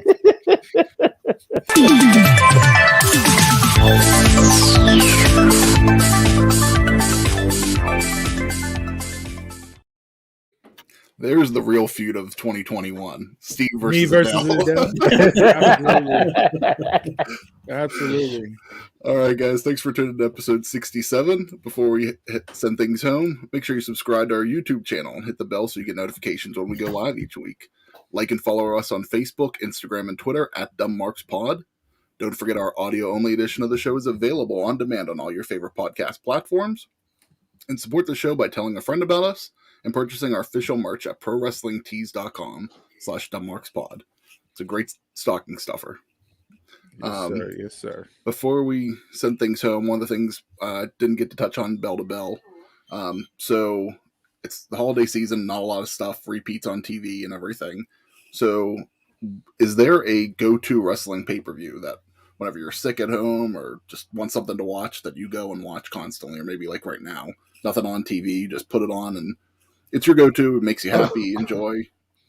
Maybe you have more than one, but I don't have a specific year or pay-per-view that I will turn to. For me, I can turn on any Royal Rumble and just let it play and watch. Doesn't really matter what year it's from. Maybe not the first 2, maybe not the first 2 to 3, but after that, like I just because of that being my favorite. Growing up, always used to bet on who we thought would win the Royal Rumble and everything else. You know what I mean? Like that's just been my pay-per-view. So if there's nothing else on and I want some nostalgia feeling or something to go back to my childhood type deal, I will definitely throw on a Royal Rumble from any year and just let that play. okay. For me, it will be ECW Living Dangerously 98. For some reason, I love that pay-per-view to death. And I'll give WrestleMania 14 and 17 in there also. Good ones. Me, I don't have one. I'll just like pick particular matches. Washington Apple Matches sneaking up. I'll just watch particular matches. That's it. Or I'll watch like a documentary or something. Yeah. Okay. I think More than likely I'll go back and watch an elimination chamber match. wrong with that. That's just for me. I like SummerSlam 2002, Survivor Series 2002, and probably ECW One Night Stand 2005. I could go back and watch any of those over and over again, like start to finish. I like Royal Rumble 2000. Like that's one of my favorite pay-per-views for the matches. The Rumble I don't like on that one, but all the other matches I enjoy. So that's even another pay-per-view that'll go to. I do go back and watch stuff we've been to. Yeah. Yeah, I do that. Nice. All right. Anybody got any other final thoughts before we wrap up the show here? Good. Nope. All right. As always, thanks for tuning in each and every week. We appreciate the feedback that we got. We posed the question out there a couple of weeks ago about what you like about the show, dislikes, comments, concerns, whatever. We do appreciate those suggestions. That is being reviewed and we'll be taking a look at while we take this little hiatus over the next 2 weeks. Like I said at the beginning of the show, we're not going to be gone completely. We just won't do a Saturday live edition until January 8th when we come back. A little recharge of the batteries, but there's stuff going on in the meantime that we'll probably throw up after dark special here and there over the next 2 weeks to break down and discuss. Or if anything just happens to spark our interest and we want to jump on, we'll do that as well. So thanks for all that. Thanks for tuning in. Thanks for the support. As Chris said, head over to prowrestlingtees.com/dumbmarkspod. Pick up a shirt, support the show. We'll read you off live on air. And if nobody got anything else for the show this episode, I'm stuttering like Jason. Gets contagious. It is. And sticking with the Christmas theme that we've gone on all month long, I will end this show with a Christmas quote. So it's not what's under the tree that matters, it's who's gathered around it. Indeed. It's not what's under the tree that matters, it's who's gathered around it. So enjoy yourselves, enjoy your time with family, enjoy your time with friends, be safe, be merry, all those things. If you got kids, enjoy the moments because the years fly by. I'm disappointed I don't have like some dollhouse I got to put together that'll take me till 3 a.m. this year. Or some other bat cave that I got to build and set up. So enjoy those moments because it does fly by really fast to the point where now it's just here's your present, Merry Christmas. So enjoy yourselves. Hit us up on social media. We'll be around. We're not going away completely over the next 2 weeks. We got a lot of good stuff brewing for the first of the year and to kick off 2022 with the show. And with that being said, I'm a Mark, you're a Mark, tell a Mark. And until next time, y'all can catch us around the way.